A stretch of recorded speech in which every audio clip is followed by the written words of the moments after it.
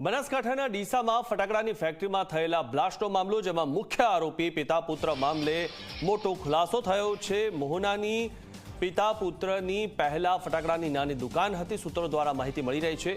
રિશાલા બજારમાં 10 વર્ષ પહેલા નાની દુકાન હતી। પૈસા કમાવાની લાલચમાં ડીસા જીઆઈડીસીમાં ફટાકડાનો મોટો વેપાર શરૂ કર્યો। ગુજરાત અને રાજસ્થાનમાં મોકલતા હતા ફટાકડા।